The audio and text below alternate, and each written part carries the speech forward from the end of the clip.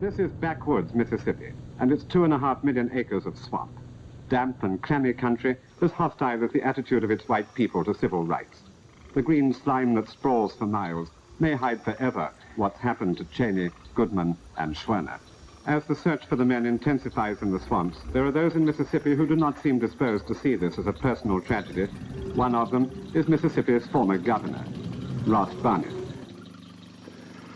We will treat anyone with great respect here in Mississippi. Anyone who comes here, as long as they do not disobey our laws. But we will treat the people who come here, these children, like any other backward children.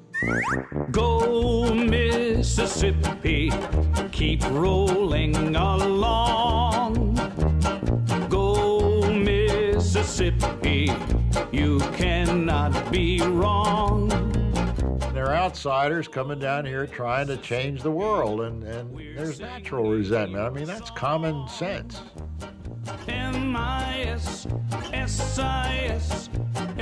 We didn't think those people understood what kind of society we had here.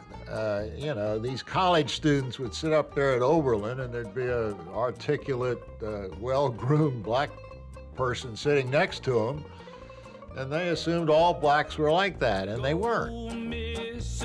They're coming for the purpose of registering blacks to vote, and since this state had the highest percentage of blacks of any state in the United States, that posed a real threat politically. There was a siege mentality, us against them, and I hated them.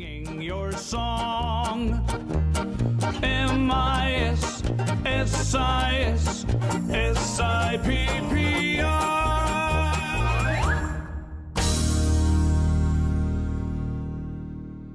Let me state as clearly as I can what the mindset of the state of Mississippi was, encouraged and emboldened by the utterances of its politicians. If the white people of Mississippi will just stay together, will just stick together, there is no force in this country that will cause segregation to be ended. That was the mindset. We face absolute extinction of all we hold dear. Unless we are victorious, we can win. My friends, if we'll organize in every community in Mississippi and all over this nation of ours, we must be stronger than the enemy. We must be strong enough to crush the enemy. They're caught in a circle which, if there are people who want to break out, they don't know how. They don't have a chance. They just, white people are probably more oppressed, or in terms of their ability to speak, than Negroes. In the South, you were expected to live a certain way. You just didn't step outside the bubble. In August of 1963, I was crowned Miss Mississippi and was spent the next year representing Mississippi all over.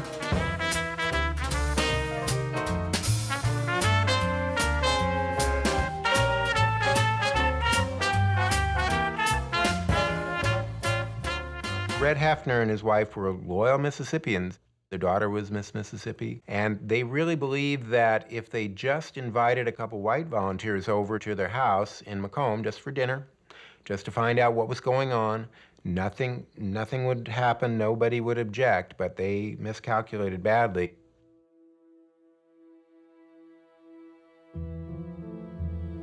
The whole purpose was just to keep the peace, to try not to have any more bombings, try not to have any more killings.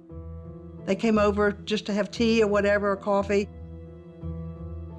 Then shortly after that, a man called, a neighbor that we didn't know very well, and he lives a good distance from us, and said the neighbors were upset about this car that was in front of our house. And who did it belong to? About 10 minutes later, Red Hafner opened his front door, and there were all these headlights glaring at him like something out of a bad movie. And people started shouting things, and they just barely got the people out there. And from then on, the Hafner's life in Mississippi was pure hell. I went downtown one day, and friends that I had known for 10 years would turn and walk away from me or hang their head. Some would speak and walk on, as if I had leprosy or something. My father was asked to move out of his office, so he lost his business. Our little dog was killed. I came home to visit because I was still traveling as Miss Mississippi, and the FBI wouldn't let me go home. I had to stay in the Holiday Inn because they had heard that the house was going to be bombed. It's just gotten to the point that we couldn't take it any longer. It's a mark of the obsession that so many white people had in this state at that time with maintaining segregation that made them turn on their neighbors, on their friends. The Hefners were ostracized socially and finally had to leave the state. They left everything they'd ever had behind. When all your roots are in one place, it breaks your heart.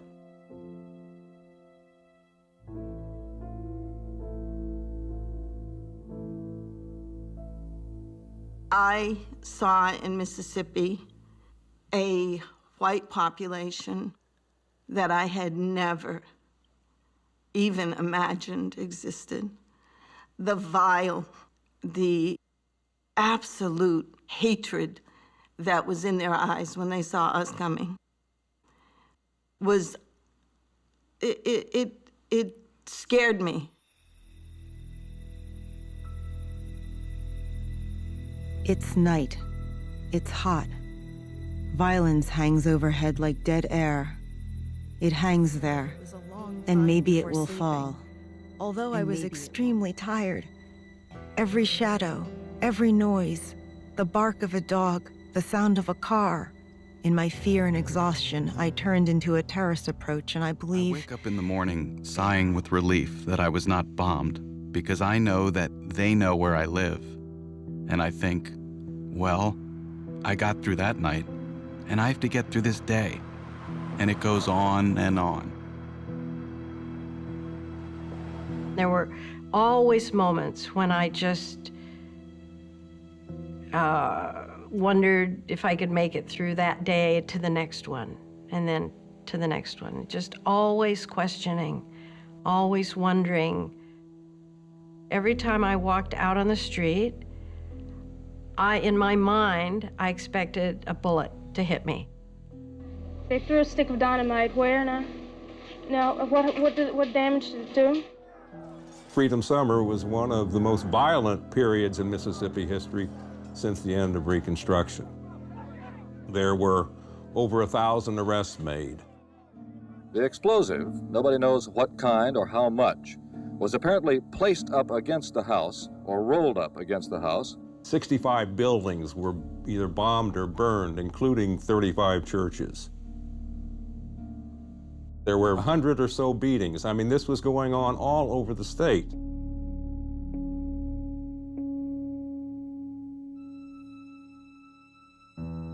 And then there was the whole issue of white women living in black homes. I mean, that just infuriated them. Take these white women that have been imported in here. They call them white women. I could call them a light-colored rat. They used to stay and sleep in the same damn house that did niggers do, and then tell them me that they're not sexual relations. Why, that is for the birds. Even walking down the street in an interracial group was kind of a no-no. I remember being arrested and being asked a lot of questions, and the sheriff wanted me to describe the size of black men's penises. They were obsessed with sex. I don't think we were obsessed with sex, but it was a clear message that that's all they thought we were doing. If you got in any kind of trouble at all, or anybody was threatening to you, there was nobody you could go to and say, help me. You couldn't go to the police. You couldn't go to the sheriff. You couldn't go to the state officials. All of these people are hostile, and probably the people who are threatening you themselves. So there's nobody you can appeal to. I was walking along a road. We were told never to leave the place we were staying by ourselves. They jumped out of the car. They started calling me, "Hey, nigger lover, we got you. We finally got you. We ain't killed ourselves a white girl yet. You're gonna be the first." They get this lynch rope. It really was a noose like you see, like I had seen in the pictures of the hangings, right? They put this noose over my head, and it's attached to a long rope. They jumped back into the car, and I just saw myself being dragged to death. I'm walking like this, and they're laughing and calling me all kinds of names. And then they moved along slowly, a little bit faster. I'm walking faster. And it was like, okay, this is it. And then they dropped the rope. And I just stood there. Because we had to wear skirts. We weren't allowed to wear pants in those days, so we all had our little shifts on and everything. I peed all over myself. Just stood on there and just peed.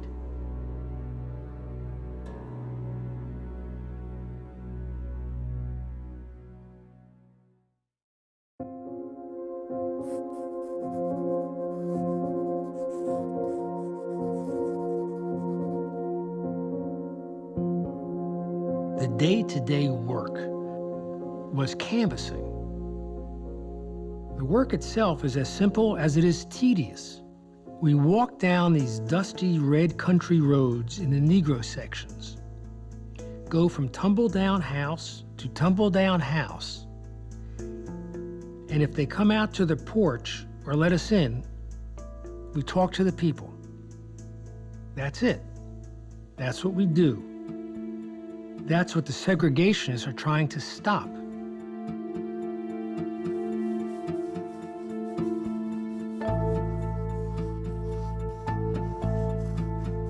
My motivation for drawing was I wanted to make sure that I was capturing the flavor of a moment, the intensity of a moment. And you are in that situation. Everything becomes memorable. The intensity of those situations become indelible.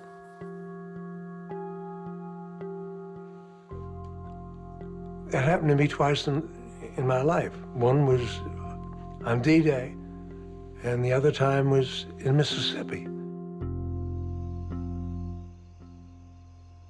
The work was frustrating. There was a very small return for the number of doors we knocked on.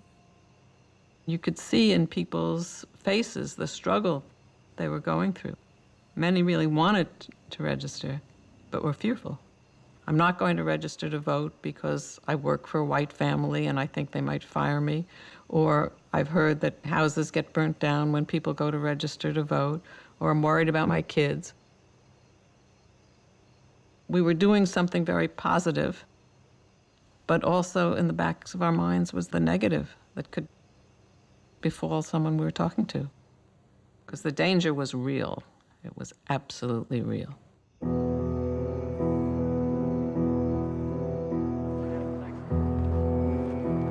Late this afternoon, the search for Cheney, Goodman, and Schwerner shifted to the Pearl River near Philadelphia, Mississippi. Boats carrying game wardens and FBI agents are now dragging the river.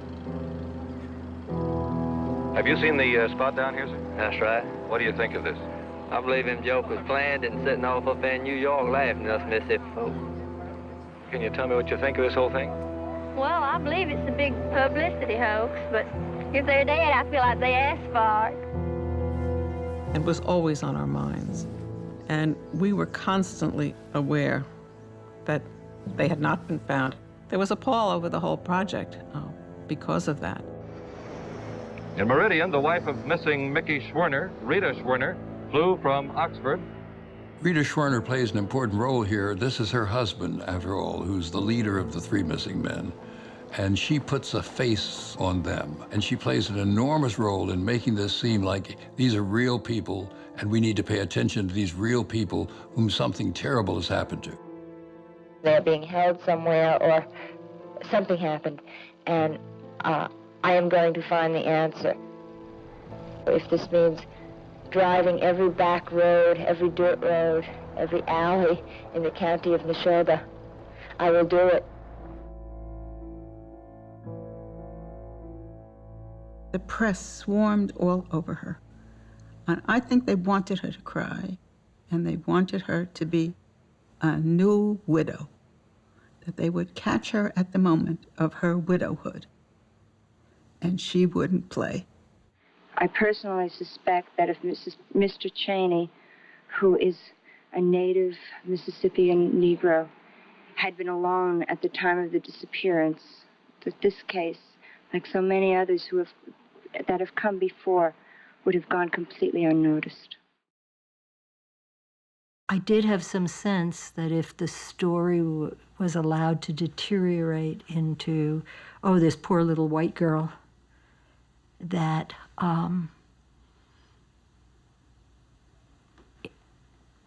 it would be offensive to everyone concerned. Rita went on to the White House, and she met Lyndon Johnson, and he welcomed her to the White House, and she said very bluntly, she said, "Mr. President, this is not a social call. I've come to find out where my husband is." And she got chewed out by the press secretary, who said, "You don't talk to the President of the United States like that." Rita simply said, "We do." I saw this Miss Swertner this evening. Yeah. The wife of the missing boy. Yeah. She's a communist, you know. No, but she acted worse than that. Yeah, so? Yeah, she was awfully mean and very ugly. And she came in this afternoon, so she wants thousands of extra people put down there, and said I'm the only one that has the authority to do it. I told her I'd put all that we could efficiently handle, and I was going to let you determine how many we could efficiently handle. On Thursday, President Johnson ordered sailors from Meridian Naval Air Station to augment state and federal law officers who were conducting the search. There have been reports that they were seen in other states. None of these reports proved out, and so far, neither has the search.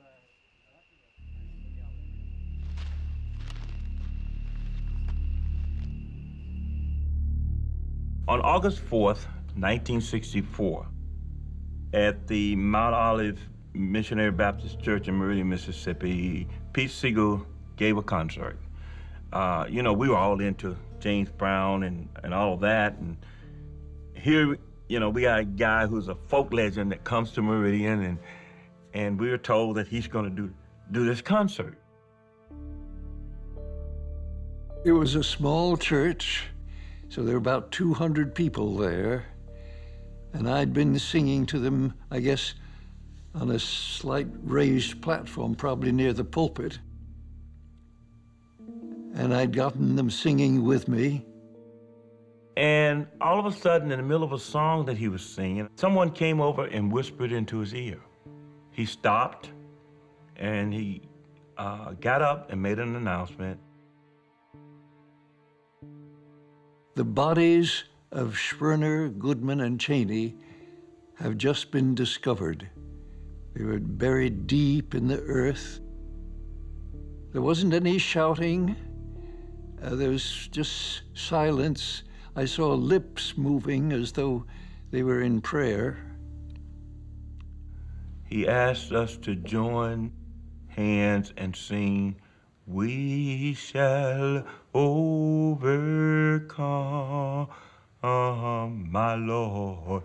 We shall overcome. Someday we shall overcome."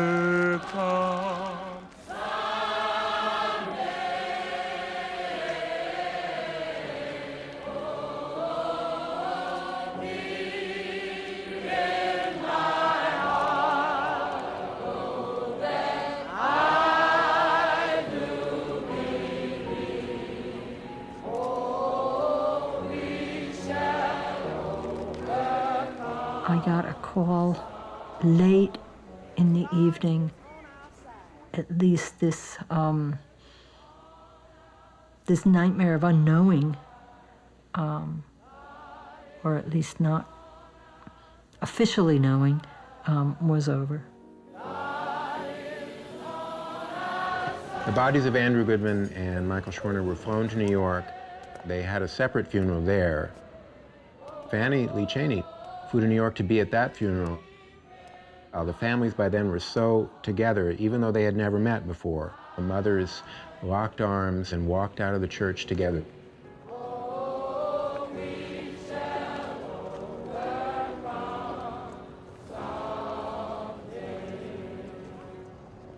In Mississippi, a memorial service was held for James Cheney.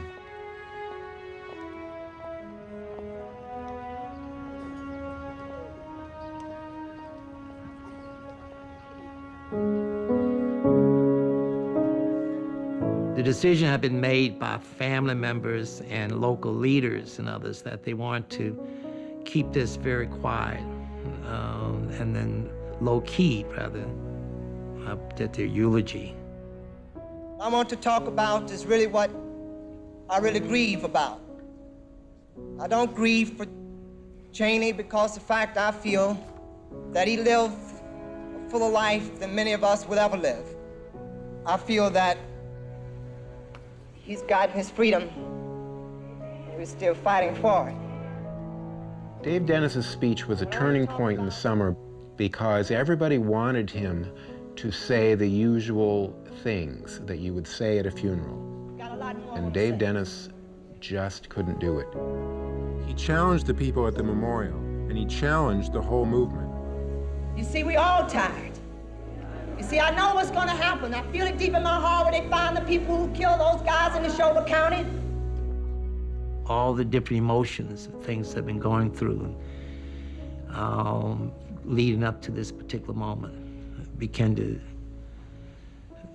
come out, boil up in, we might call this.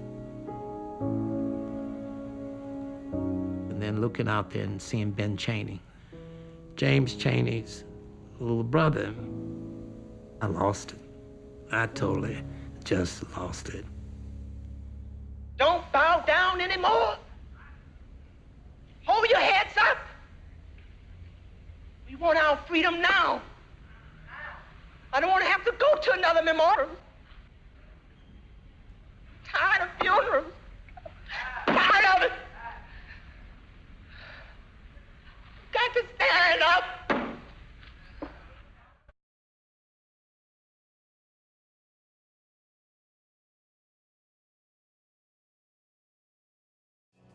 Tonight, a decision by a grand jury, reactions: violent, angry, peaceful, determined.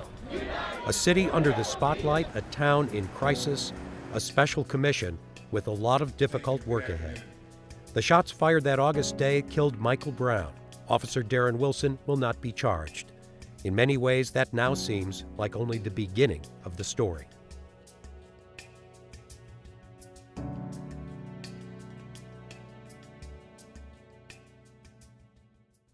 Good evening, I'm Jim Kircher. We know there's a lot of coverage about Ferguson, and we're not here to bring you the latest breaking news.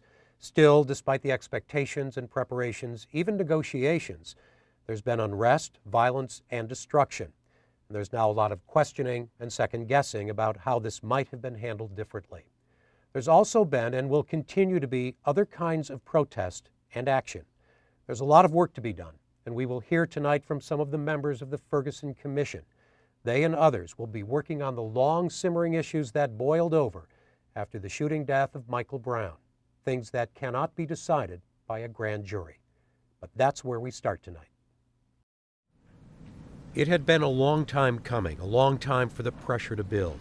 But St. Louis County Prosecuting Attorney Bob McCullough was about to bring the guessing, the speculation to an end. Before a live camera and microphones, he announced the grand jury's decision in the case of Officer Darren Wilson's shooting of Michael Brown.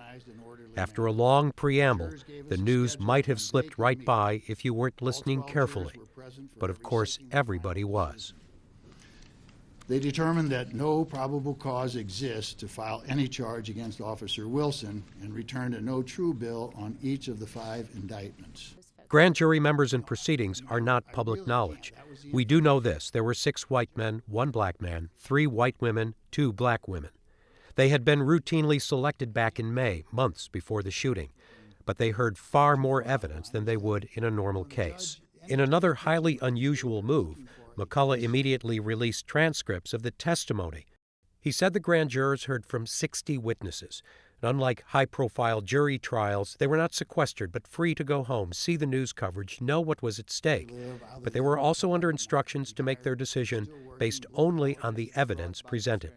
But you need to keep in mind that these grand jurors poured their hearts and souls into this process. You know, their term was scheduled to end in early September, and they gave up their lives. They put their lives on hold. They put their families on hold. They put everything on hold so that they could come in and do their civic duty. And it was a very emotional process for them. To indict Officer Wilson on any charge would have taken 9 out of 12 votes. The final vote after 2 days of deliberation is secret, but there were not enough votes to put him on trial. There was an immediate reaction as soon as word spread that Officer Wilson would walk free. Anne-Marie Berger picks up the story from there. In Ferguson, after the announcement that the grand jury would not indict Officer Darren Wilson, the images of burning and looting and tear gas spread around the world. Outside the courthouse in Clayton, it was a different scene, a small, peaceful crowd, but the disappointment was the same. They just announced that there was no indictment. I can't explain it right now. I can't explain it right now. I just found that out. I can't explain it right now. I cannot. I'm for both sides. I am. I'm for both sides. I'm up for both sides. I tell you the honest God truth. I'm for both sides. I didn't know that. I didn't know that. I feel it's messed up. Like, he was supposed to go to jail. If that was a black person doing that, boom, he got locked up quick. Like, just like that. What can we as a community do you think, to move forward, to create change? I don't even know right now. My head just rambling. While some may not know where to go from here, others have given this a lot of thought. Elizabeth Vega is a visible community organizer and activist in this movement, most notably known for the protest during the St. Louis Symphony performance at Powell Hall. Justice for my crown is justice for us all. Vega believes the first thing our community can do is realize there's a problem. The fragile scab of racial injustice in this country was peeled off. And we see it systemically and on multiple levels. We see schools that are basically apartheid school systems. We see testing valued over critical thinking and learning. We see poverty, all of those issues, and they're all related to the fact that we live in a society that has at its very core systemic and institutional racism. And so we need to address that. And part of the way of addressing it is acknowledging it. Show me what democracy looks like. This is what democracy looks like. The day after the grand jury announcement and an evening of violence and destruction, demonstrators marched through downtown St. Louis. The people united will never be defeated. Reverend John Stratton is a priest at Christ Church Cathedral. We are at the United States Courthouse demanding justice. What happened yesterday we believe is not right. We believe it shows that black lives do not matter to those who are in power. We want to say that black lives do matter and that it's not right to gun people down the street who are unarmed. Not everyone agrees this is about diminishing the value of black lives, but about evidence and facts, as Bob McCullough stated Monday night.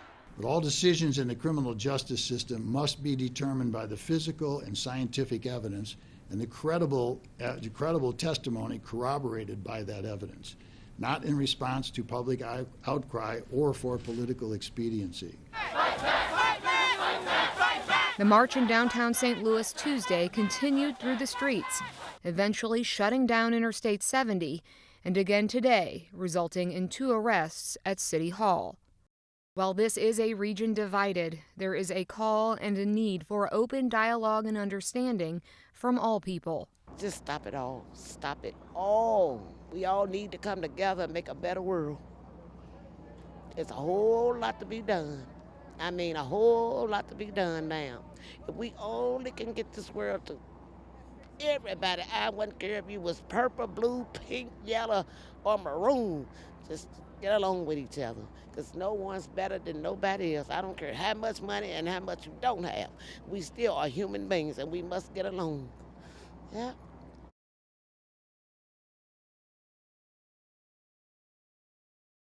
So I want to thank New America for putting this fabulous event together, and thank all of you for coming out, and of course these 3 wonderful people who've helped to make our journey a little smoother and our options for making the world a better place more imaginative. So here we have the filmmaker, Stanley Nelson. I'll invite us to meet you, director. I think part of what makes tonight so great is that these people don't really need introduction, but it goes without saying that Mr. Nelson has helped to educate a new generation of young people, of students, of people who've had their head buried in the sand for a long time about what happened in the 1960s. Many of us saw Freedom Riders. Many of us saw the film on Emmett Till. But he's deeply committed to history and has done amazing work going back to the time of the Garvey movement. And we've got a Black Panther film in the offing, soon to be released. Yeah, we're just finishing a film on the Black Panther party called The Black Panthers Vanguard of the Revolution. It was just accepted to the Sundance Film Festival. Yay! Well done, my friend. So it will premiere in January, and I think it will give a lot of people kind of a new look and a different way of looking at the Black Panther Party, because I think they've really been misrepresented in history. Yeah. So I think all of us are just sort of staying tuned for the creative work that he's doing. Arlie Sharp, to his right, did I pronounce it correctly? You did. Okay, great. Congratulations. Thank you. Joins us this evening as a first-hand witness to the events that unfolded between 1962 and 1968 as a correspondent for Time magazine in the South. I think whoever decided that this was the right mix of voices, the historian, the journalist, and of course the civil rights activist, the person who helped to make all of this possible by the sacrifices and the commitment, Ms. Dory Ladner. I want to thank her so much for making her way here from Washington, D.C. Though we've never met, I know her sister's work. She's a sociologist. I see the Ladner name. I know your work. in my inbox almost daily, in the ongoing diagnosis and thoughtful way in which people continue to produce new knowledge about the world that we live in. So I want to thank Ms. Ladner, and I want to thank the Ladner family for a life of commitment to the struggle. So this film covers a much broader tapestry. Let me turn off my phone, it's buzzing away. A much broader tapestry than what we were able to draw upon tonight. But I think I want to give Stanley just an opportunity to entice you to see the full documentary, to talk a little bit about what was left out of this 24-minute clip, and then hear from some of our participants. Okay. First, I want to say thank you for being here and thank you for inviting me here. It's great. It's strange as a filmmaker to kind of see a piece of your film taken from the middle of the film. It's kind of like somebody went into the cake and just took the middle out and said, "Here's the middle of the cake." This is about an hour into the film, and so we go through the whole kind of idea of having Freedom Summer. Bob Moses goes down to Mississippi pretty much alone, and then a couple of other people join him down there and trying to register people to vote. And they're very unsuccessful, and they admit that they're very unsuccessful in getting people to register to vote. They're unsuccessful in getting people to even try to register to vote because it was taking your life into your hands to try to register to vote. And even if you did go down to the courthouse to try to register, you couldn't, the registrar wouldn't let you register anyway. So they were very unsuccessful, and they decided to make this dramatic move, which is to bring 1,000 students, mostly white students, in the summer of 1964 down to Mississippi to help people register to vote. Now, this was a very calculated move. It was not only to register people to vote, but it was to bring publicity to what was happening in Mississippi. They knew that if 1,000 white kids went down there, that all of a sudden all eyes would be on Mississippi. Because one of the things that I think we have to understand about the civil rights movement is the civil rights movement existed because there was this pact, silent, unspoken pact in the United States that we're not going to look at the South. And it's very similar to we can get into this, to some things that are happening today. And all of a sudden in the last few weeks we've been forced to look at what's happening in the United States and what's been happening. And so they decided to have Freedom Summer, and the first day of Freedom Summer, Cheney, Schwerner, and Goodman, 3 of the civil rights workers, go missing. And that's kind of where we take up, and they spend the whole summer looking for them, and they finally find the bodies, as you saw. The film goes on from here to talk about the Democratic National Convention that takes place in Atlanta, and the Mississippi Freedom Democratic Party that goes down and challenges, very organized, they're incredibly organized. They go down and say, well, the delegation from Mississippi is all white, and that's illegal. That's illegal in the democratic rules. We have an integrated delegation. We've had a convention. We've gotten people from all over the state. We follow the Democratic, and we should be seated instead of the white delegation.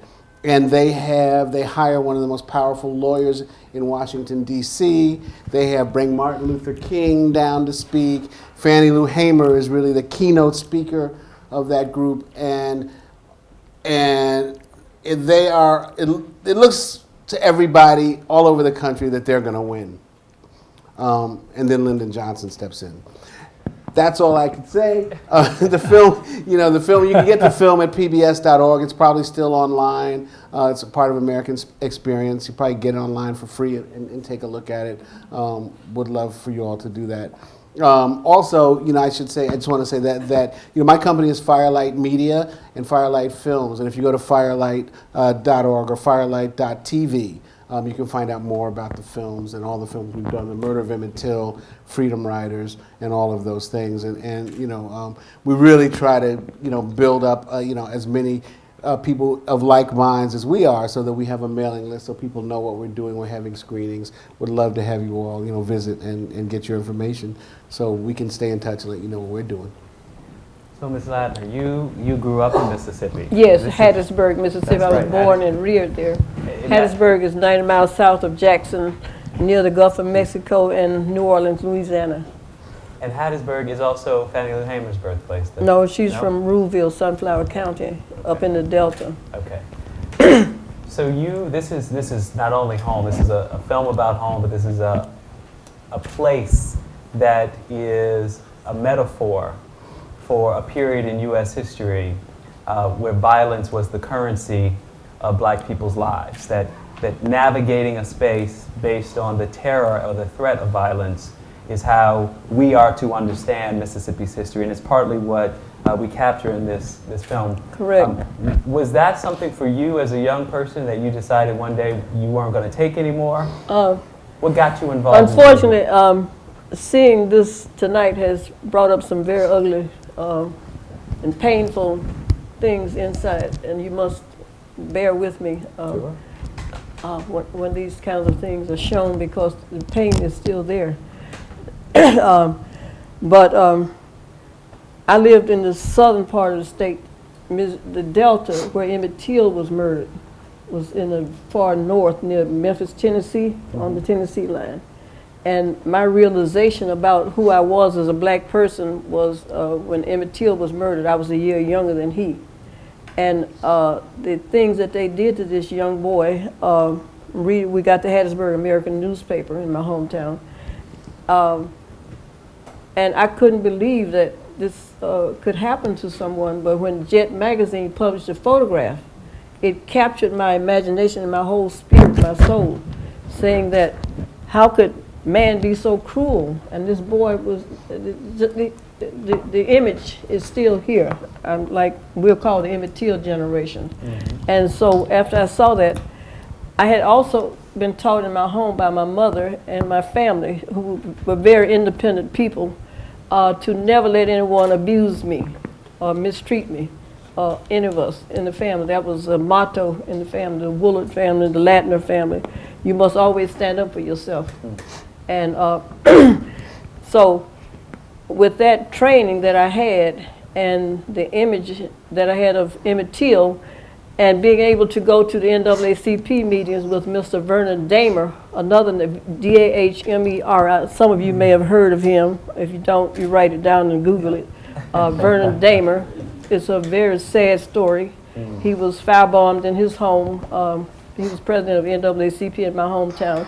Him and his sister used to take my sister Joyce and I to NAACP meetings in Jackson, Mississippi. We were 13, 14 years old. And that's where I met Mr. Medgar Evers, who was a charismatic gentleman who could relate to children as well as adults. He had the personality sort of like Pete Seeger. When you see Pete Seeger singing, and I had the experience last year of going to the Ethical Society in Washington, hearing the young children who were 5 and 6 years old singing Mr. Seeger's songs. So, you know, that was Mr. Evers' personality. But I became aware of who I was when I kept reading the newspaper and they started talking about the Constitution of the United States of America, 13, 14, 15 Amendment to the Constitution. And I wanted to know, what did this mean? I went to my social studies teacher, Mr. Clark. I said, what does this mean? He said, that has something to do with the Constitution. So I went and found the Constitution of the United States of America. You didn't Google it? I had to find the Constitution. And you know, must remember, we never got new books. All of our books were handed down to us from white kids, so we never got new books.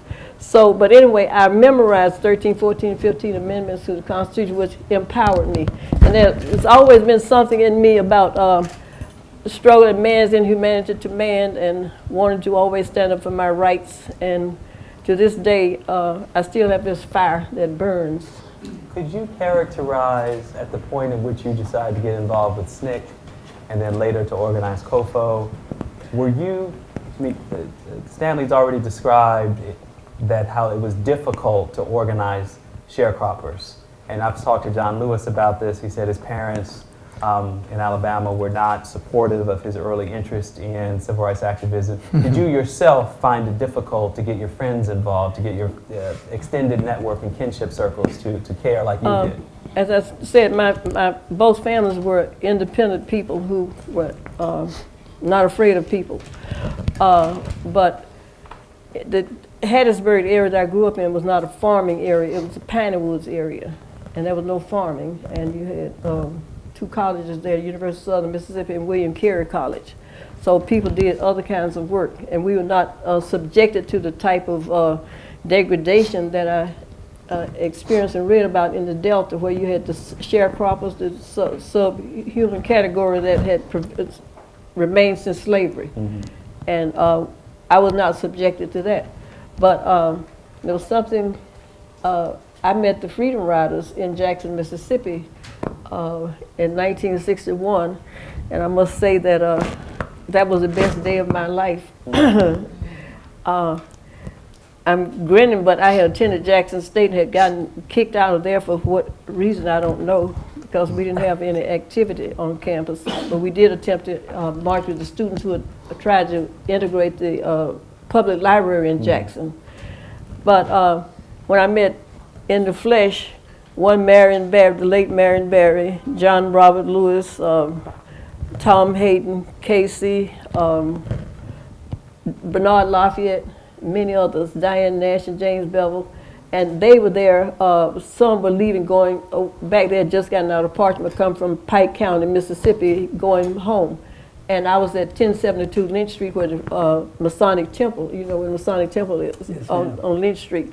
Meg Evans' office was there. And I saw these young people. It was like a light had gone off in my head, and I'm just captivated by these young people. And where have you been all of my life? All of my life. I saw the Freedom Riders on television. You know, we had access to some TV, but you also know that we had no outside information coming in. That was another reason that we are thankful to you, because we were not getting anything but the Clarion Ledger and the Jackson Daily News, which called us the N-word all the time in the paper. And we, the closed society that Dr. Silver talked about, we had no outside communication. We had to take in what they had. And so I'm jumping around, but when the whole notion came up that these students were going to come in, I said, in the COFO meeting on Lynch Street, when we were debating the late Lawrence Guyot, Miss Hamer, and Charlie Cobb, and Hollis Watkins, and MacArthur Cotton, Charlie was the one from outside. He was from Springfield, Massachusetts. He had decided to stay in Mississippi. And we started saying, oh, we want somebody to come in here. Now, you've seen how we were mistreated. When I joined SNCC in '62, we had tried to file a suit against the federal government because of the hostility and the murder and the treachery that they were doing against us, but attempting to ask for dignity, and also to be treated like human beings, and to attempt to register to vote, to participate in the political process. And so we had big debates about, well, if they come in, the white kids come in. Most of, I think now that it was based probably on fear and a lack of, we'd never been, we were in an apartheid system. Right. Never been around white people except those who came to visit you. You know, Mississippi has a very weird history too. So the debates got big and heavy, and Guyot was standing up and arguing his point. Miss Hamer, Charlie says this, Charlie Cobb says, Charlie said, Miss Hamer grabbed him and said, Charlie, we accepted you. Why don't you want somebody else to come in? Because he was from outside. And I was in the day that Charlie stopped in the office on Lynch Street. Guyot, Jesse Harris and I were there when he stopped in. This little small kid from Springfield, Massachusetts. He was on his way to Texas, and he wanted to come and see what we were doing. And we were looking at him like, what? Okay, yeah, you do? And he was grinning, yeah, okay, come on in. And he took the bait, and he went on up to the Delta with us. But the point being was that we were all under reign of terror. And the first time I'd heard of a sweat box, the torture chamber, was in Jackson, 1962. Jesse Harris was put on the county farm. He's a local guy from Jackson. And he came back with walking on a cane, sores on his legs. And he said, they put him in the sweat box. We said, what's the sweat box? They put you in this heated room until you pass out. And after you pass out, they bring you out and they revive you, and then they put you back in there. And so that was 1962 in Jackson, Mississippi. So these kinds of things were happening. We had no one to turn to, as Julian said on the film. Who were we going to? The federal government was not intervening because John Doe, God bless him, he just passed. They said they didn't have a precedent. You know how the law takes its turn. That's why we didn't fool with the NAACP except to get bail. They were too slow. So, but we had to get, you know that. Oh, yeah. So we had to take it to the streets, like the people are doing now. Take it to the mat, take it to the streets. Get your word out there, squeaky wheel. I mean, you had to make some noise. So can I pick up on that point with Arlie? So you talked about being isolated. You talked about not having a lifeline to the outside world. You talked about the sense of wondering if you could overcome these local circumstances. Right. And then there's this national press. Right. Certainly Stanley can speak to the fact that we can see these images in part because of the presence, eventually, of the media. So Arlie, for you, when you showed up in the South for the first time, one, what was your relationship to it as a white journalist making your bones in the world? Right. And two, what happened when you got there? What was the relationship between your assignment and your experience? Well, first of all, I just wanted to say that I almost had a heart attack watching Stanley's film again. It was so powerful, and it brought back so many memories. And then to hear Dory Ladner, who we haven't seen each other since those bad/good days, and to hear you recite the honor roll of giants in American history is very moving for me tonight. I really mean it. I was almost out of breath watching that film. But anyway, to answer your question, when I went south in late 1962, I was just a naive young white guy from Wisconsin. I had been with Time for a couple of years. Before that, I had been writing for Sports Illustrated for several years, but I was in Chicago on an assignment, and this man came to town with a fair amount of coverage named Reverend Dr. Martin Luther King, who was going to speak at a huge, it might have been the Chicago Convention Center, I'm not quite sure, but at that point he was not yet a national figure. He was probably only in his he was probably about my age, about in his middle to late 20s. And he came to raise money for SCLC.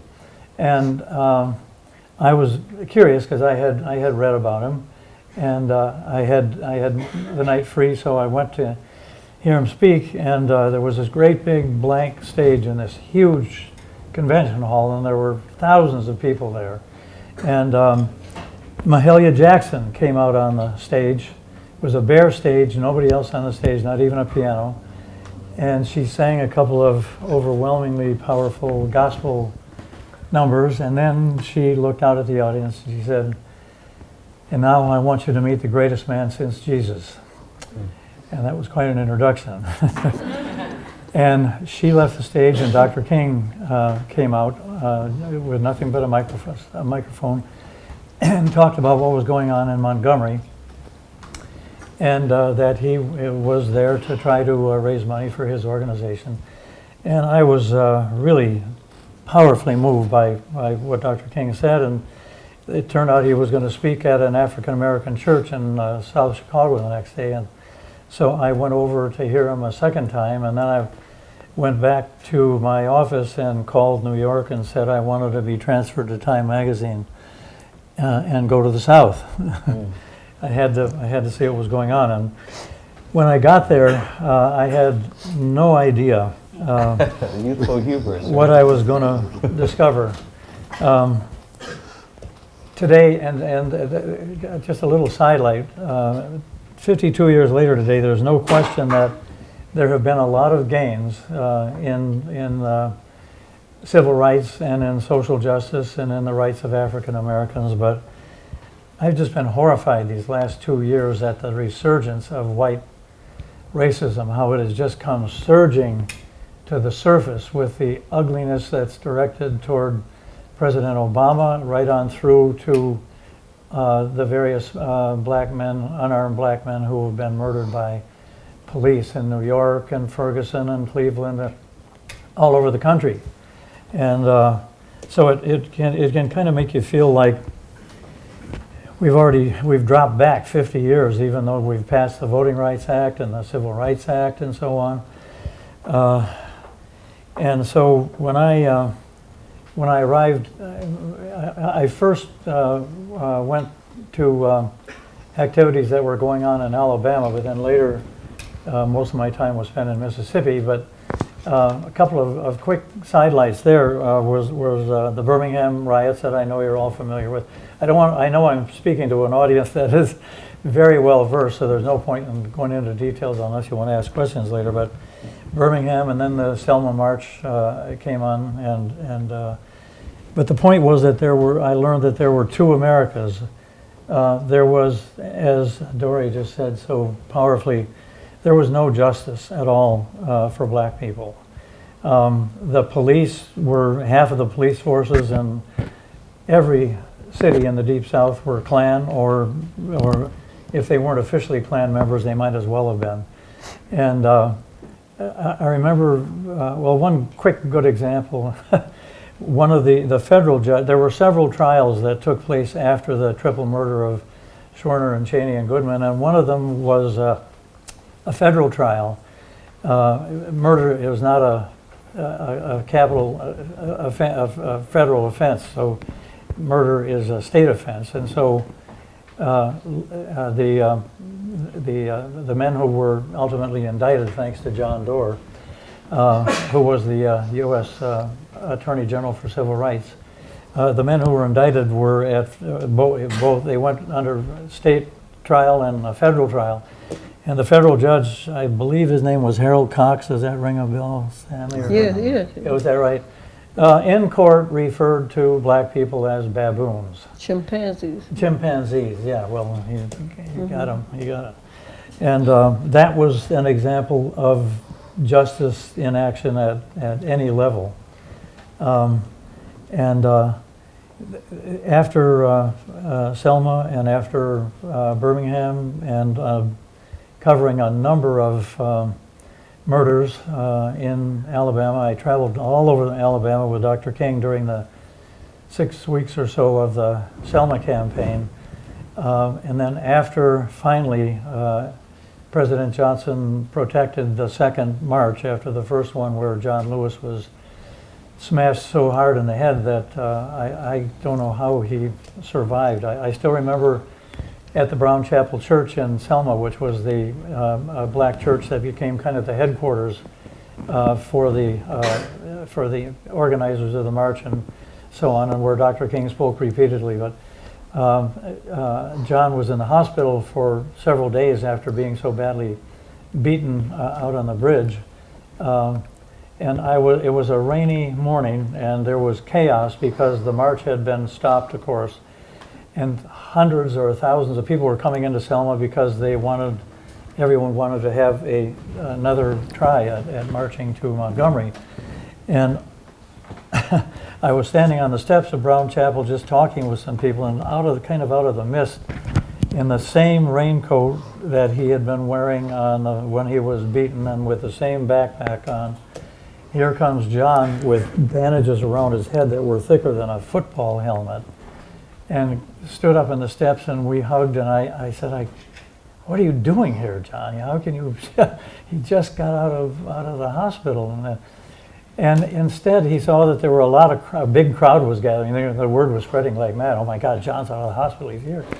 And he gave one of the most powerful speeches that you could ever imagine, and that was part of what lifted up the momentum for the second march. I'm probably talking too much, but I wanted to get to Mississippi after a while. Well, one of the things to connect to Ferguson that I'm really fascinated by, given your experiences, and Stanley, you can weigh in as well, given the research you've done around this film.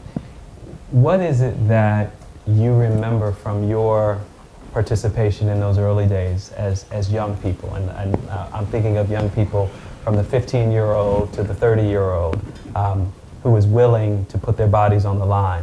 What is it about your experience that you would pass on to the young people we see in Ferguson, in Times Square, in Chicago, in Boston right now that they might not know from the history books, that they might not fully appreciate from your experience? The one thing that I say is in Florida they use this term stand your ground. In Ferguson they are standing their ground. Literally standing their ground. And I love the energy, I love the involvement, just total commitment to the passion that's with it. And I was thinking that Ferguson, well, I lived in St. Louis, and that's a long history too, because I left there running to Mississippi for safety one time. Literally. From St. Louis to Mississippi? Yes, in '67 when Detroit was burning. I was about to get some federal charges that I wasn't participating in. But the St. Louis didn't participate, didn't have any activity.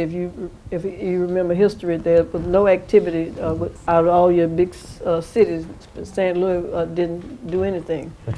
Which is part of the Ferguson story. Right, which is now coming up to forward. It has taken a long time from the 60s to now.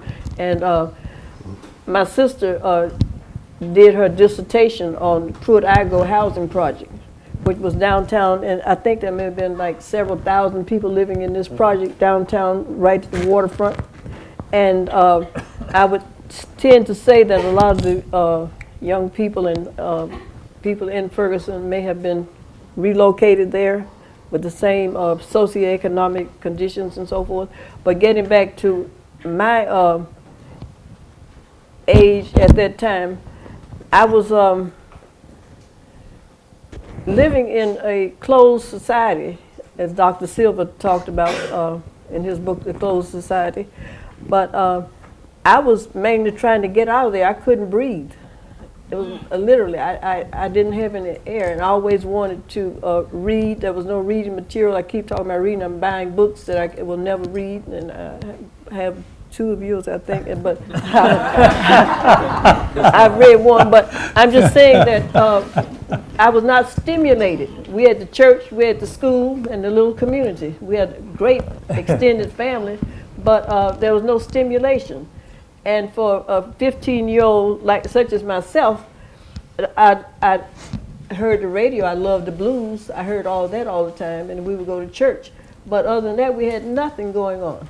And so this fervor that I have inside of me is, I can't explain it, but it's there. So the passion and an energy that of young people today you saw in yourself at the time. Yes. So, but it wasn't placed in the same way that theirs is placed. Stanley, do you, something about what you learned in the past that might be useful? Yeah.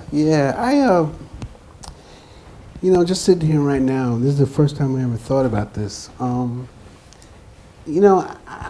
from doing Freedom Riders and Freedom Summer and the Panther film, I've really been struck by how extraordinary the people are that were part of this, that, just what extraordinary human beings they were. And I've always thought, that, isn't it amazing that these circumstances brought together these extraordinary human beings?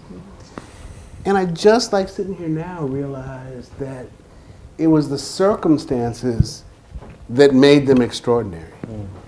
And that, by being part of something bigger than yourself, by being part of something so important, it creates a new human being, and because these people are extraordinary. I mean, you guys are, and there's so many, Bob Moses, Charlie Cobb, Diane Nash, and the Panthers, Kathleen Cleaver. But it's the circumstances. And I hope that what this thing turns into that's happening today is also to create, really extraordinary human beings. Because I think that's what it does. It will. Arlie, you talked a little bit about your sense of dismay in some ways at how we've moved backwards, but I wanted to hear any thoughts that you wanted to add to a kind of message to young people. I had a couple of thoughts. One is that I mentioned hugging John Lewis. John and Julian are, to this day, 2 of my very dearest friends, and we see each other a lot. And it reminded me that at the time in the 60s, reporters from the North were all communists. That was a settled fact, that everyone was a communist. And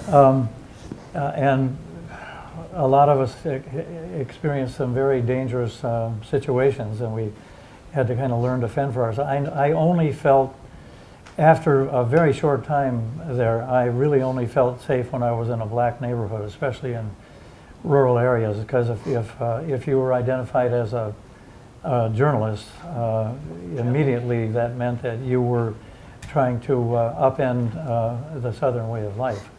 And I would have to say there were probably about maybe 7 or 8 of us who were down there for almost that whole period. Several great reporters from the New York Times and the Los Angeles Times and so on.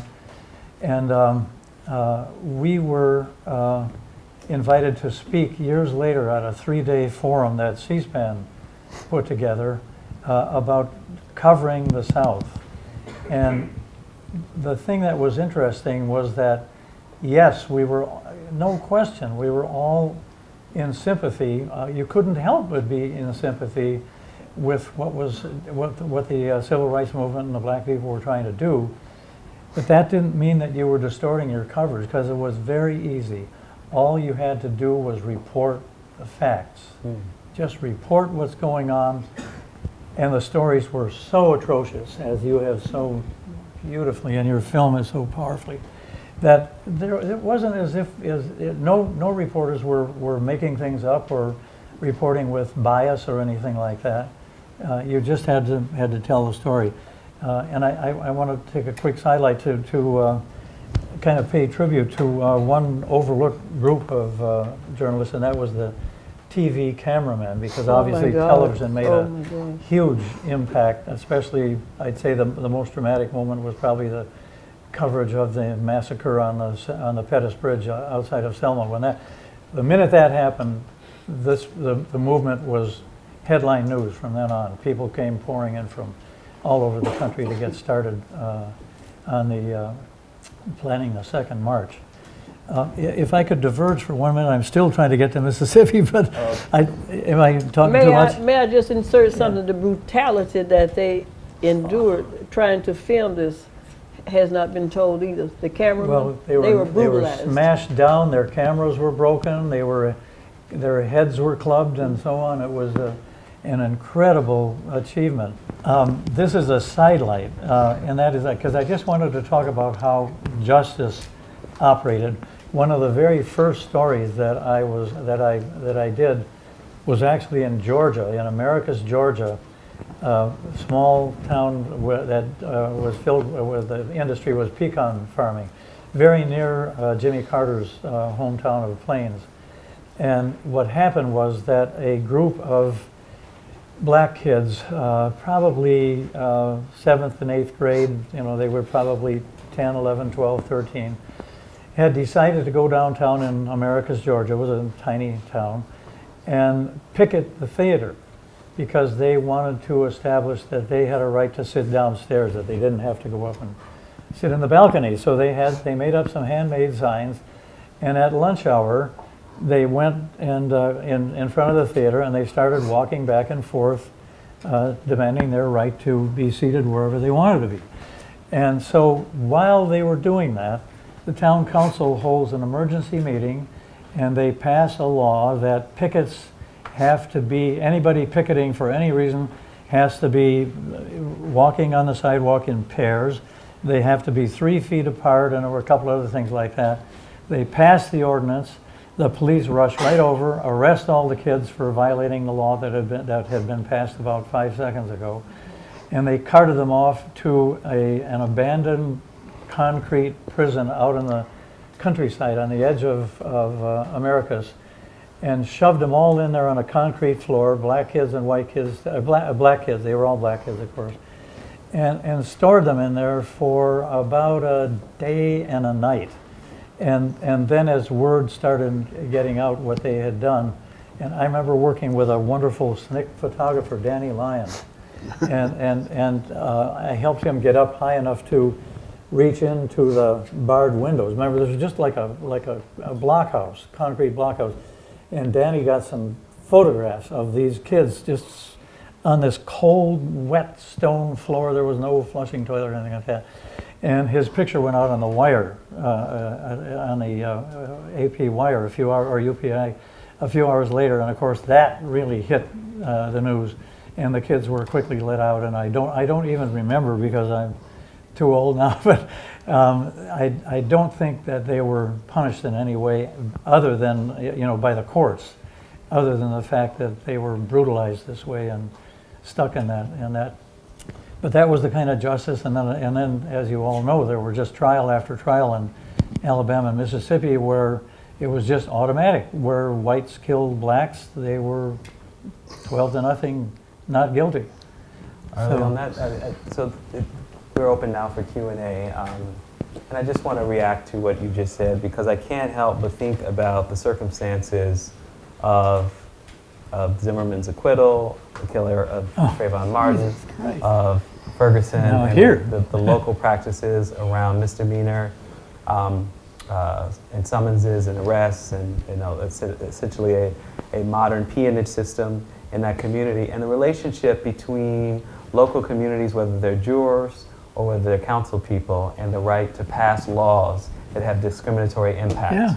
I mean, so one of the lessons of the civil rights era is that laws have changed to reflect some of the cultural values of racism that were expressed most explicitly in the Jim Crow South, but now function as if these are colorblind policies not intended to produce maximum protection and discretion of the use of force against black people, or to create laws that will ensnare them. No different than what was true in the postbellum period with convict leasing and chain gangs. So, all right, I've added that to Right. yes. You want to jump in? No, Go ahead, go yeah. ahead. I mean, I think we're kind of, we could be at hopefully, you know, a watershed moment, because, you know, once again, it's like the civil rights movement, where suddenly the door was open to what had been happening for years. I think now, you know, it's almost like heaven sent or hell sent, you know, that the guy gets off in Ferguson, and then, you know, and some people are like, well, you know, maybe, and then the guy gets off in New York when it's videotaped, and you can't, what are you going to say about that? And so, once again, it's bringing the stuff to light. It's making people think about it in a way that they haven't thought about it before. And I think that's really, really important.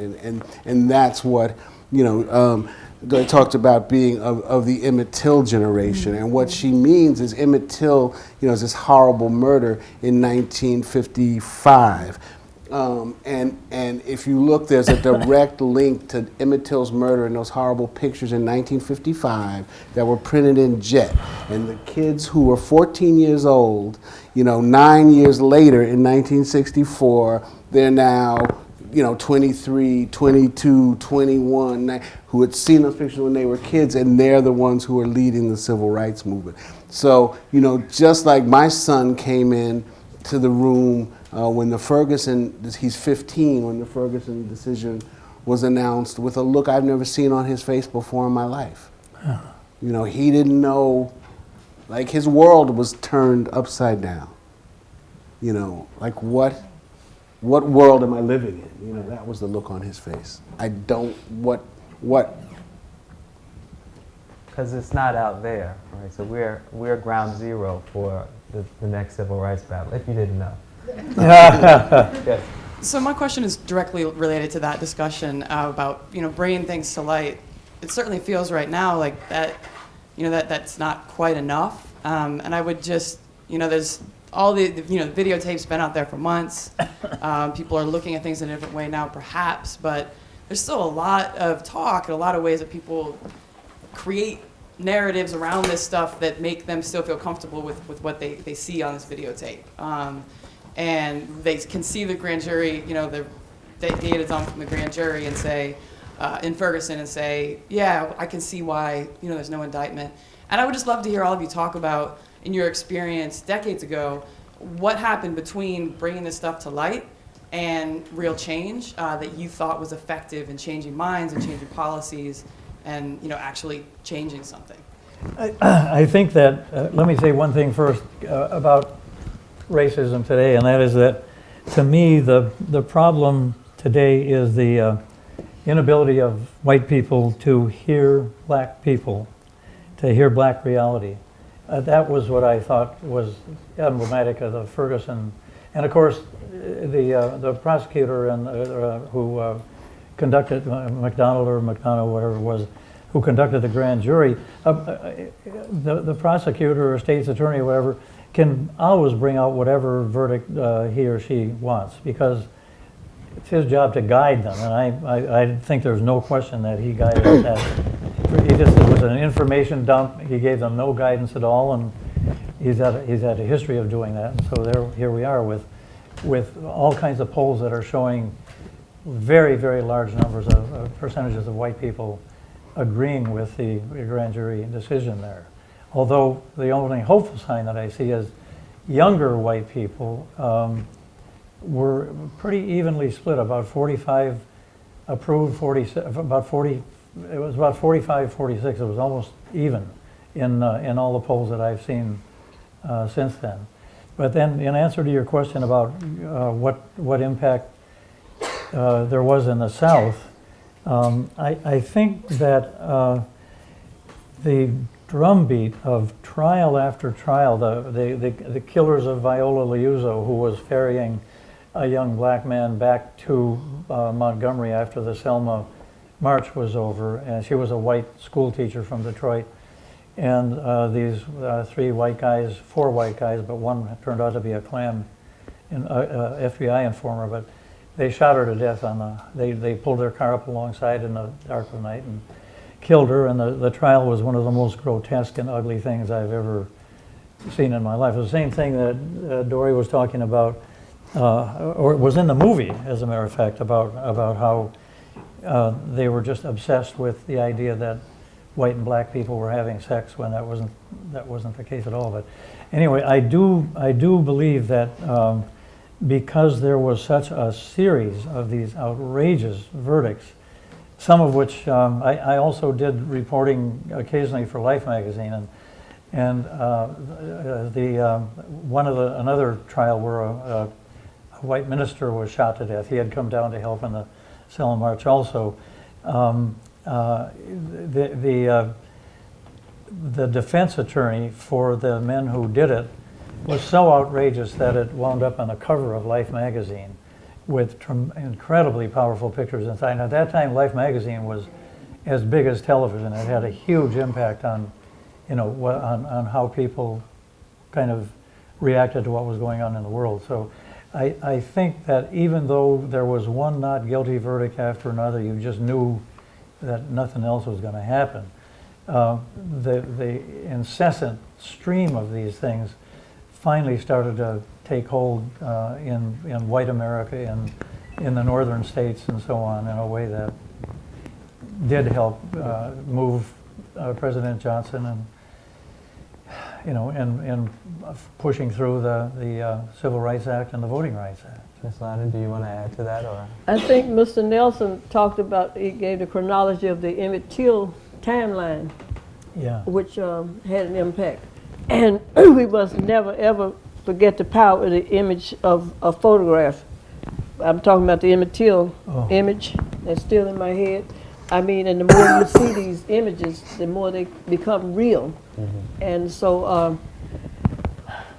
if I may divert and confess to you all, I have to get this out. It's pain that I've been carrying. I saw Rainey and Price in this film, and I was part of a class action suit against them because the state didn't find them guilty, so we went to the federal government with Bob Moses, Ruth Shine, and Hunter Moore and myself. And it was against the Ku Klux Klan and everybody in the state of Mississippi that had power. And we were called to come to Meridian to the trial. Judge Sidney Myers was the presiding federal judge.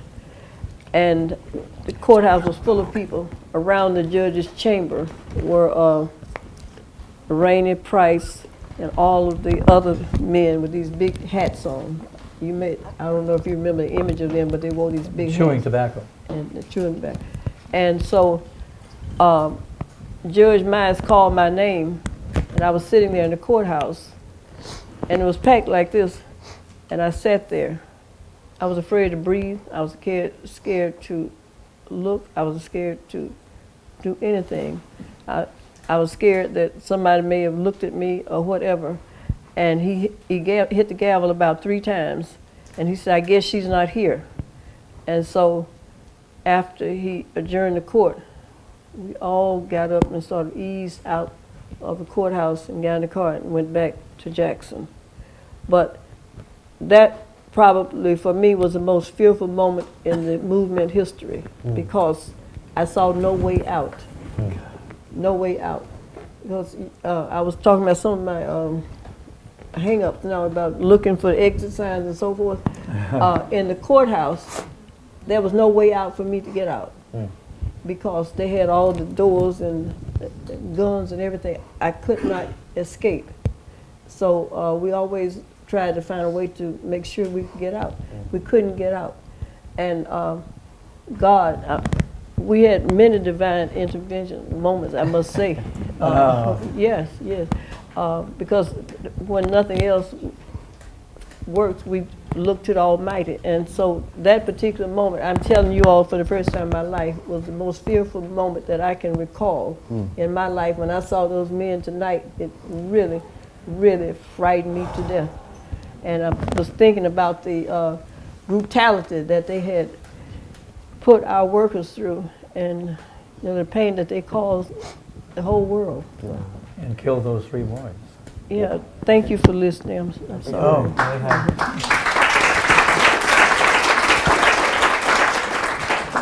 I think one of the important things to think about, is back then in '61, with the Freedom Ride, '64, with Freedom Summer, there were clear goals, and it was a bit simpler.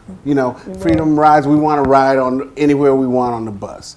Freedom Summer, we want the right to vote. But there were clear goals, and I think that's in some ways what's lacking today. And that's why we have these eruptions. We have Occupy Wall Street, and we're like, yeah, and then it just fizzles because we don't have the clear goals. And also, I think that one thing that people don't talk about enough is that the people who were part of the civil rights movement, many of them were trained and committed.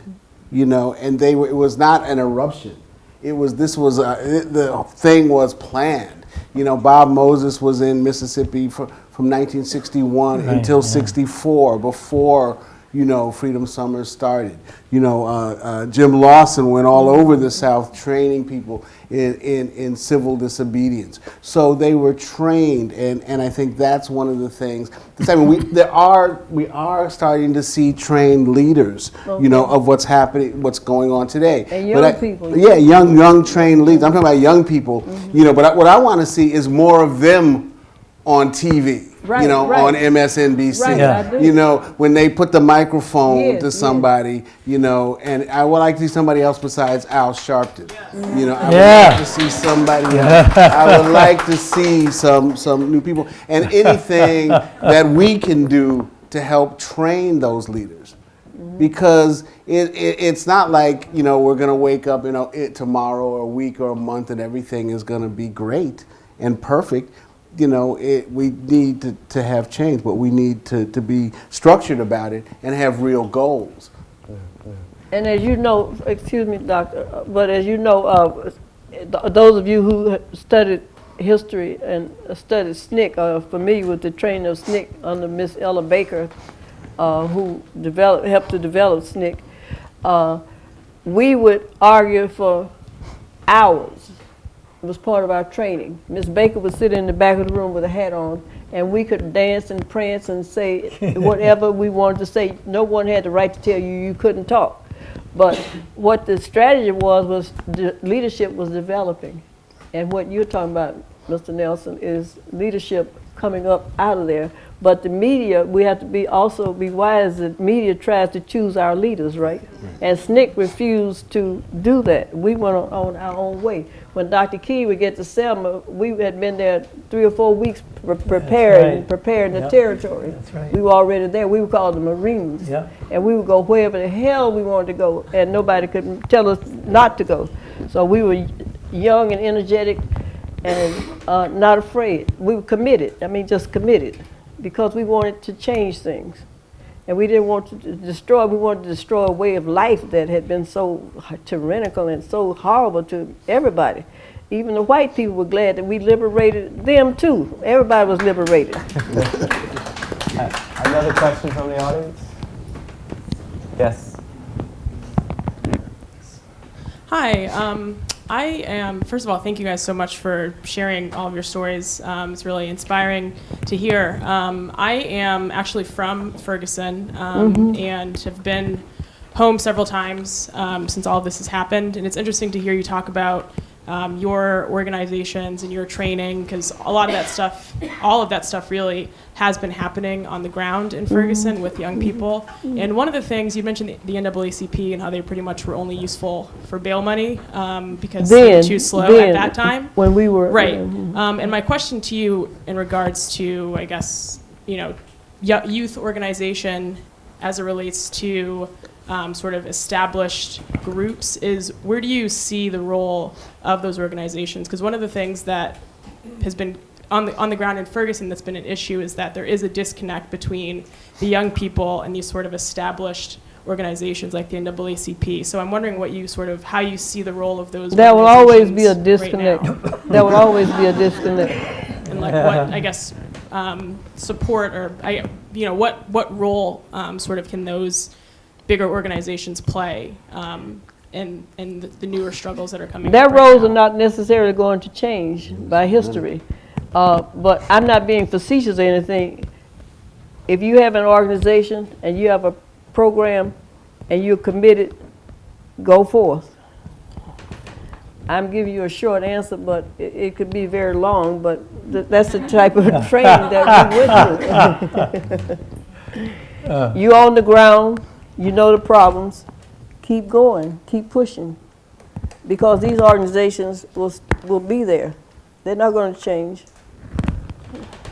Can I just add, I think too, what's not being said is, SNCC was an organization of young people that was started because, the NAACP, the other organizations were too slow.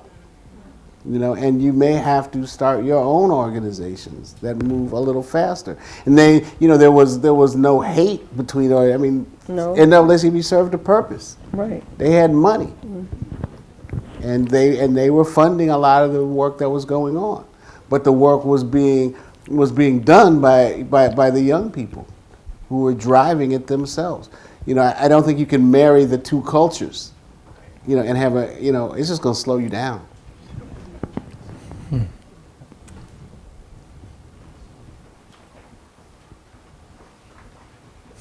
Hi, I have a question about being tired. So I can imagine all of the work that you did was exhausting. And, my generation, we have a short attention span and we are very impatient. So I'm wondering sort of your suggestions and your tips about how to keep things going when you're tired and when you don't see things as quickly as we want to, considering what you said with these sort of intangible goals.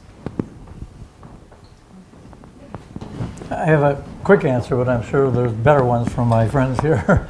I spend a lot of my time talking to high school and college audiences because I think it's so important that they know this history. I think without knowing what came before them, it's too easy for them to not have a sensitivity about what is going on today. It's just too easy to think, oh, well, this happened, that happened, and then you, as you said, short attention span, you jump back into your daily life and everything. So I think one answer still is to have a forum like this, and I hope that many more will take place like this, just to try to, but focusing on student level audiences. Yeah. Well, I was just going to say, I do think it's a great question because one of the things I keep hearing in Ms. Ladner's remarks is the quiet of everyday life that made it possible to have the space and the energy even to recuperate from a day of protest. Whereas we are so connected, we are deluged by information, and there may even be a false sense of commitment by virtue of participating in the train of information, as if that is sufficient to the task before us. And I do wonder if millennials and even Gen Xers, myself, have a false sense of being involved in something without really being involved. And that's not to speak to the young people we see in the streets, but it is to speak to, where do we draw the line between the moment and the movement?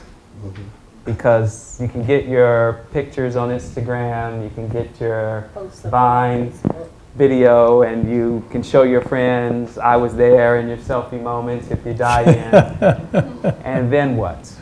Xbox later? Well, I don't know. I think it, you know, until it has a goal, until there are goals, it's not a movement. It's a moment. You know, I mean, you know, what we're in now is a moment. Will it become a movement? Who knows? But you know, it's not a. I think if you go home at night, if your sole goal is to get out there and protest and you know march for what's happened in New York, then you've done that. But if your goal is, if you have a goal, you go home and you're like, I haven't achieved that goal. So what am I going to do tomorrow to achieve that goal? And that's where it becomes a movement. And I think that comes, you know, with commitment and also training and just having a goal. You know, what is the goal? Can I speak to that just a little bit at this point? Because then I think that's where President Obama comes in, because we've not mentioned him. And I can't help but think about the relationship of the civil rights movement to presidential leadership. There was never not a role for any president from Lincoln forward to not be held accountable for some goal in the long march towards black freedom in this country, culminating, of course, in Johnson's passage of those bills. So I wonder, in this moment of Ferguson, not in previous moments of the first election or any jobs bills that we might have expected, or even in the immigration debate that has just reached another milestone, but in this moment, should the conversation be different about the movement's goal in relationship to a president who has 2 more years in office? Stop police brutality, number one. The president can certainly lead the way in calling for reforms nationwide, setting standards, setting goals, and mainly setting standards. Because he talks a lot about this being a nation of laws. He's talking, and I'm going to push here a little bit, but he talks a lot. Every speech he's given, from Trayvon Martin to his most recent speech in the wake of the Garner verdict, he reminds the nation that we are a nation of laws, that we must respect the law. And I'm not the first in this moment to recognize the contradiction and the necessity for breaking those laws in order for the civil rights movement to achieve those goals, or at least to use the bully pulpit wherever one finds it to say those laws need to be changed. We don't hear him talk a lot about the need to change the laws in a nation of laws. And he's a constitutional lawyer, and he also talks about respecting property, and he's a very busy man. I mean, you cannot fight wars all over the world, if I may talk about the late Emperor Selassie, who went before the League of Nations talking about war, and Bob Marley talking about war. I mean, how many wars can we handle? And one good thing that's coming out of this is that the workers are uniting. Okay, your fast food workers, your Walmart workers, your McDonald's workers were taking days off to protest. Now all of a sudden you have a whole surge of people coming together. Your brown people, your black people, your white people, yellow people coming together. Not necessarily because they wanted to, but because they have been forced to come together. They have a common goal right now, is because they've they've been pushed together. Yeah. This couldn't have been planned, but it has happened. Yeah, and this is the goal that's coming out of it. I'm not sure if I might be misunderstanding a little bit, but I think from what I've learned, I'm a filmmaker, and so that's where I come from. But in making Freedom Rise and Freedom Summer, is that the presidents had to be pushed. I mean, they had to be pushed, kicking and screaming. And I'm talking about JFK, who we all love and revere. Yeah. I mean, he was a bitch. He was trying to ignore the whole thing. You heard Lyndon Johnson, the film goes on to use recordings of Lyndon Johnson where he's talking about niggers on the phone, talking about, what am I going to do about them niggers? Okay, that's where the presidents were. They had to be pushed. And, why do we think that Obama's shouldn't have to be pushed? Didn't He's he gotta say be push me? pushed. Didn't he say I have to be pushed? He was quoted. Wasn't he quoted saying that he had to be pushed? Yeah. Yeah. They got to be. So that's the goal. I just want to be clear that in the goal setting, that he'll be part of the goal. All right. Look, Obama looks like he wants to be pushed. Yeah, I do that too. man wants somebody to. I agree. I think that's right. Yeah. Yes.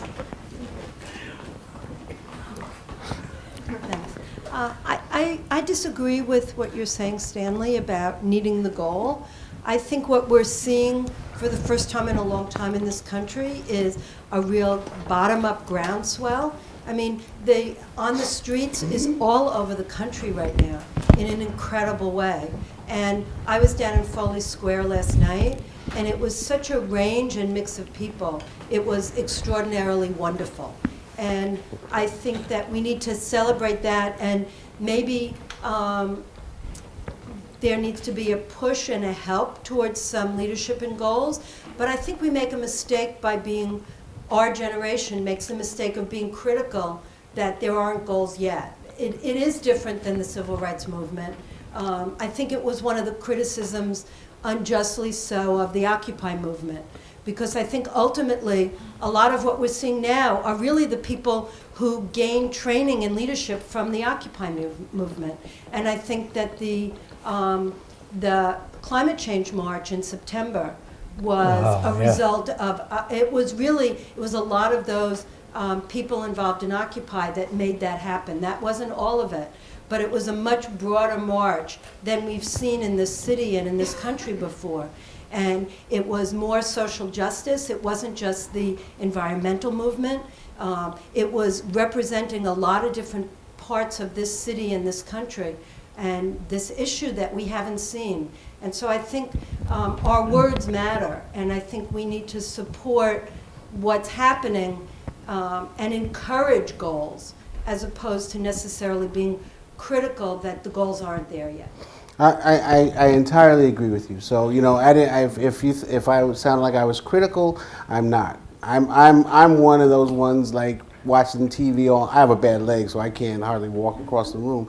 But watching the TV all night long and just I want to have tears. I have tears in my eyes. Because people are out there, and it's young people, it's white, it's black, it's Latino, it's Asian. Everybody is out there, and it's great. But at some it has to move. It has to move into a focused movement.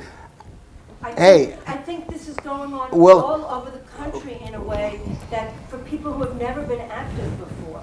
And sure. So I think our impatience has a negative impact, and so. But I'm not saying you're wrong. I just think we need to balance. Will change come in this country? Yes, it will come sooner or later. I think we all agree with that. It'll come. Let's hope it comes sooner than later. I'll offer a slightly different sense of time on this because I have a hard time thinking about the civil rights movement and asking the question, where are we? Is it 61? Is it 57? Is it 55? It's hard to place this moment and pick the year that makes the most sense. What strikes me, to your point, is that maybe this is more like the labor movement of the late 19th and early 20th century, which was far more amorphous, which was far more disparate, which was not coordinated, incredibly diluted by many ideological variations, and took decades. If you just take the New Deal and collective bargaining in 1935 as sort of one major milestone and breakthrough, which ushers in the Popular Front. So that's only to offer to the conversation in the audience that maybe the civil rights movement is not the best movement to think about, because in some ways it's the culmination of a century-long struggle to make the Constitution real for people, as opposed to the labor movement, which springs up in the wake of a series of economic catastrophes and very unfair labor practices, and people do start to rise up. So just a thought. We're going to go to the back to the question. Hi. Hello? Okay. Closer. Closer? Yes. Okay. My name is Jennifer, and I kind of had a question about how do you make sure that the movement is encapsulating all of the different perspectives and voices? For instance, I mean, we see a lot of the protesters, they're young. I'm assuming they're fairly educated.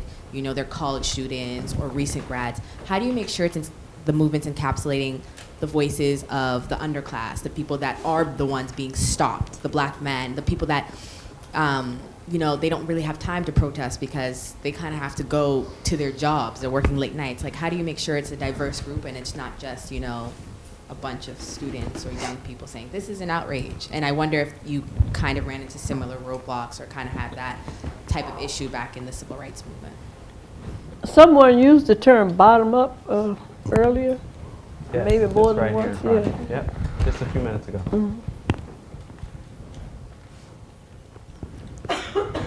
Any take on this?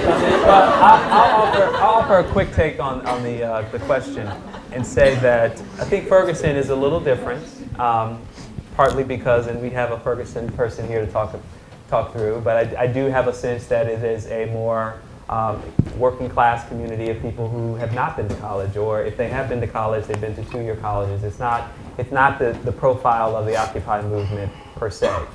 But I have an anecdote, which is that a member of the Revolutionary Communist Party, Bob Avakian's group, organized an anti-police march about a year ago, and I showed up and wanted to do the walk on 125th Street. And the first thing that struck me at this march was I said, there are no kids here. I said, how? Because this was like, it was the choir, right? It was the same group that comes to the Schomburg for all its events. Yeah. Carl Dix is leading the way. There were like, 15 other people.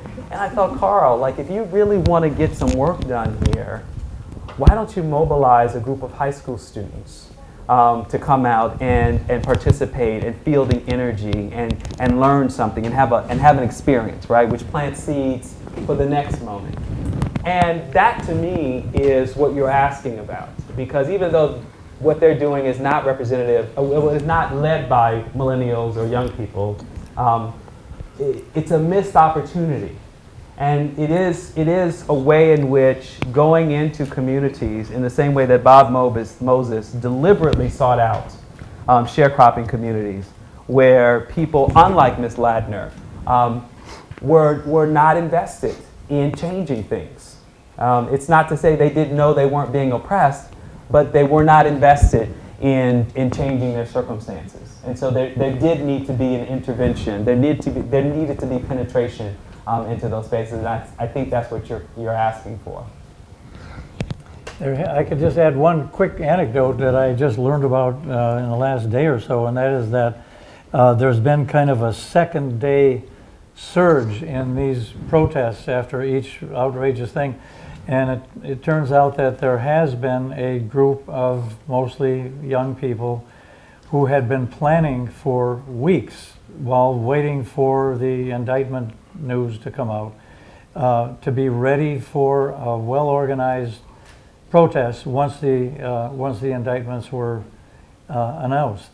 And so somewhere, some of this bottom-up is starting to happen right now. It's thanks to social media, obviously. But anyway, so I think that's a very hopeful sign that people were able to organize well enough. I wanted to say one thing about Occupy movement, too. A lot of people disparage that movement because it didn't have, some people feel it didn't have clear goals either, but how many of us talk about the 1% these days? Everybody. That was one of their signal achievements, I think. No, I think you're right. One more question. Right here.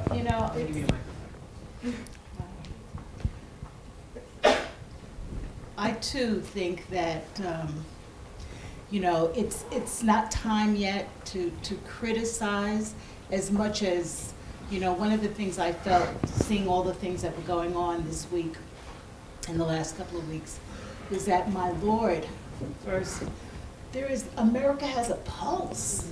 There's a freaking pulse in this country again.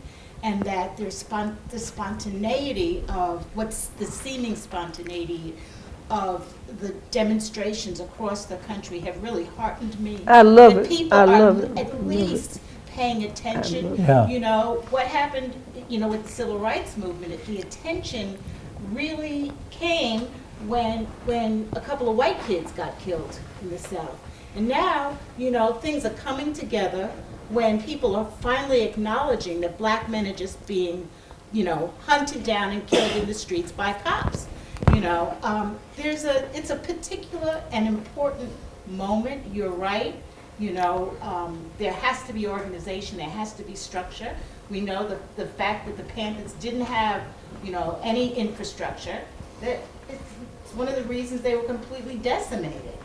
You know, shot in their beds. Yeah, when I was reading recently just about demonstrations across the country, I too had a sense that there was some infrastructural organization because of the way things have unfolded. You know, there's been a sense of organization to these demonstrations, and I think this is a very important time in our country, and we all, each and every one of us, has to take responsibility for our involvement, however we can be involved. You know, it's really important not to just post on Facebook, but to take personal responsibility, talk to your friends, talk to your parents, talk to your children, talk to your, you know, the people you go to church with. May not be so good to talk to your folks who you work with, you know. But, you know, everyone has to take responsibility. And I think we're going to see some things happen that we haven't seen in a very long time. One other quick comment on goals is that the grand jury system has got to be reformed. It doesn't work. And we do always give praise to our ancestors who fought valiantly for us. I'm here in New York thinking about Bill Kunstler, Arthur Kanoy, Stavis, Judge Crockett in Michigan, the Henry brothers from Detroit, Boudin, Rabinowitz, Dr. Martin, just so many people who made it possible for us to be able to do our work. And the late Lawrence Gilliard used to tell me, Dory, we had some militant lawyers. All we had to do is get that case to them, and they would go to hell for us. All we had to do is get a case, and they would fight to hell to get it, to go to court for us. We had people who would litigate until they couldn't litigate anymore because they were committed. You're talking about committed lawyers. I remember going into Liberty, Mississippi. I don't know if you've been down there. In Pike County, on the Louisiana line, but it was so dark and dreary down there. I used to be afraid to go at night, but we had to go. But we had to go there to do depositions in Liberty. That's what Mr. Hearst, State Representative Hearst killed Herbert Lee. That was our first murder in Mississippi in '61. And they were taking depositions, and here's Attorney Kunstler sitting there, Attorney Kanoy sitting there, and they were going on about their business. They had a sense of commitment. It wasn't about the money, it was about principles as well. I mean, we see some of that in some of the passion that comes across the media and so forth, but you were talking about change. You know, each day that I get up, and this week I said, haven't I been through all this before? Haven't I witnessed this before? Somebody got off. I went to Meg Evers, the man who killed Meg Evers, both of the trials, and he paraded around and he was found not guilty. I've been through all of that. And here I am going through it again, but I cannot stop. I wouldn't dare stop, because that would say that I was never committed in the beginning. No, you have to keep fighting until you lose your last breath if you're committed to whatever you're committed to. I'm not talking about committed to any illicit thing, but I'm talking about justice, passion, I mean, to make things right for mankind. You cannot stop. And the sister was talking about including people. People will come when they see that you're committed and that you're making new things happen. We were talking about economic. It's boiling down to economics because there are no jobs in this country. And the president doesn't give a damn because Wall Street is thriving and so forth, and your fast food workers, people, gentrification has taken over. You have so many disparities in healthcare, all the industries that you can think of, Brother Muhammad. I mean, you know the things that are happening, and this is why people are so unstable. And when we were in the movement, people had a fixed address, whether it was on a plantation or whether it was a shack or whatever, a mansion, they could go home. You have many, many people who cannot go home because they don't have an address where they can go and say, I'm going home to my house. They don't have that anymore. A lot of young people can't go to school because of this so-called new reform in education. I mean, look at our healthcare system. There are many things that are driving, and all of a sudden everything is in an upheaval, and it's moving, and it's moving. We don't know when it's going to stop. But I wanted to keep moving because a change is going to come. I think that, who knows? We don't know, what this is going to turn into. We don't know what's going to happen. And I think it's important that we try to bring this to the ground and make it something. As a black man who has a son and daughters, they are dying. People are dying. This is not like, something that we can just say, oh, well, that was a nice little hiccup. I'm not so sure. I mean, and I know everybody here pretty much can see the same thing that I can see. That, a week from now, it's all over. Obama's got a federal prosecutor, they're going to try. They come back and say, oh, we can't find enough evidence, and it's gone. One of the things to think about, I remember, everybody remember the Million Man March? Yeah. Everybody remember how you felt? Yeah. Woo! Yeah. That feels so great. And Maybe it was not in this audience. yeah. Well, you felt it. You know what I'm talking about. And it was like, oh, wow. That made me feel real good. So I think it's important that, how do you make something of this moment? And that's what's important. I think that was what was important about Freedom Summer. That how do you make something of this moment? How did Bob Moses say, and Charlie Cobb and you and people say, this is not working.